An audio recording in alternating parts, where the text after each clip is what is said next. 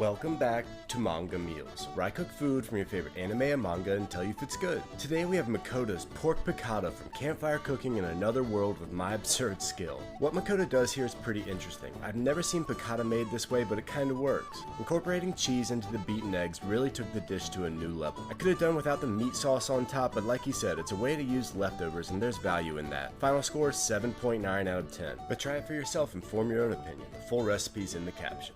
Comment some more dishes you want to see and follow me for more anime food.